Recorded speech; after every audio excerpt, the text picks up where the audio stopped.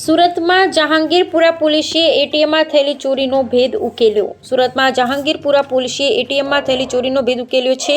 આ દરમિયાન 5 પૈકી 3 આરોપીઓને હરિયાણાથી ઝડપી પાડ્યા હતા. આરોપી રૂપિયા 15 લાખની ચોરી કરી હતી, ત્યારે પોલીસે આરોપી પાસેથી 15 લાખ પૈકી 4 લાખ રિકવર કર્યા હતા. ઉપરાંત 2 ટીમો દ્વારા અંદાજિત 100 જેટલા સીસીટીવી કેમેરાની તપાસ હાથ ધરવામાં આવી હતી.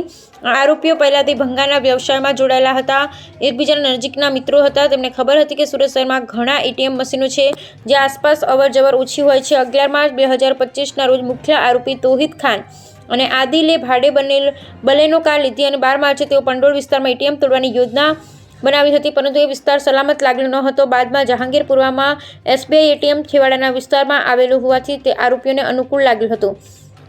પંડોળથી જ તેમણે એટીએમ તોડવા માટે ગેસ કટર, બ્લેક સ્પ્રે ખરીદ્યા હતા.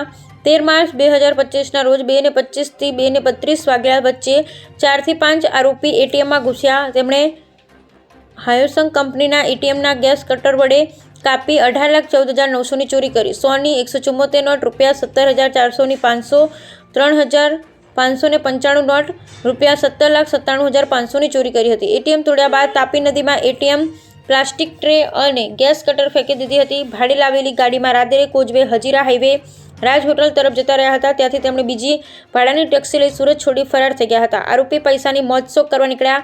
આરોપી આદિલ ચંચલ ખાને ચોરીના પૈસામાંથી 45,000નો આઈફોન ખરીદ્યો હતો.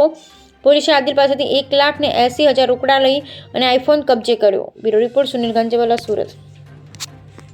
ચોર ગેંગ પકડાય છે, શું છે વિગત? 13 માર્ચના રોજ જહાંગીરપુરા પોલીસ સ્ટેશનમાં એસબીઆઈનું એટીએમ છે, એમાંથી ગેસ કટરથી કાપી અને ચોરી કરવાની એફઆઈઆર નોંધાયેલી હતી. એ એફઆઈઆરમાં જે એટીએમ સેન્ટર છે એમાંથી જે ફૂટેજ મળ્યા અને બહારની સાઈડે જે સીસીટીવી કેમેરા છે એના જે ફૂટેજ મળ્યા હતા એના આધારે લોકલ પોલીસ સ્ટેશને એક ગાડી આઈડેન્ટિફાઈ કરેલી હતી અને એ ગાડીનો ફોલો કરતા અને સીસીટીવી ચેક કરતાં કામરેજ સુધી પહોંચેલા અને ત્યાંથી પછી એ ગાડી બદલી અને બીજી કોઈ ગાડી જે ભાડે કરેલી ટેક્સી હતી એ વાપરેલાનું એમને તપાસમાં જણાયેલું. ભાડે કરેલી ટેક્સીના નંબર આધારે એના ડ્રાઈવરની વિગત મેળવેલી અને ત્યારબાદ એમને એ આરોપીઓને એણે રાજસ્થાન અને હરિયાણા ખાતે ડ્રોપ કર્યા છે એ વિગત મળી આવેલી હતી. આ બધી વિગતના આધારે તપાસ કરતાં સૌપ્રથમ સ્થાનિક જે તૌહિદ કરીને આરોપી છે પકડાયેલો છે એ મળી આવેલો અને એની પૂછપરછમાં બાકીના જે આરોપી છે એ એટીએમમાંથી ચોરી કરવા માટે હરિયાણાના નુહ જિલ્લામાંથી આવેલા હતા એની માહિતી મળેલી.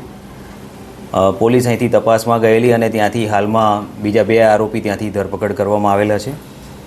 આ ત્રણેય આરોપી પાસેથી કુલ 3,80,000 રૂપિયા રોકડ અને બાકીની એક આરોપી છે જેણે 45,000 રૂપિયાનો મોબાઈલ આઈફોન ખરીદેલો એ ગુનાના કામે જમા લેવામાં આવેલો છે.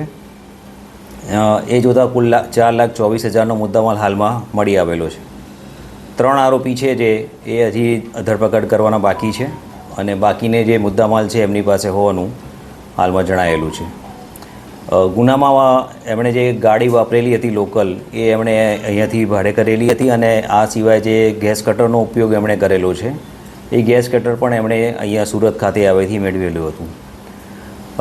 એટીએમને આઈડેન્ટિફાઈ કરવા માટે એ લોકોએ 12 તારીખે ગાડીમાં બેસી અને શહેરમાં ફરેલા અને એમને જે એટીએમ જોયા હતા એમાંથી એમણે જહાંગીરપુરા ખાતેનું જે એટીએમ છે એમાં ગેસ કટરનો ઉપયોગ કરીને ચોરી કરવાનું નક્કી કરેલું હતું અને આધારે એમણે 13 તારીખે આ કૃત્ય કરેલું હતું.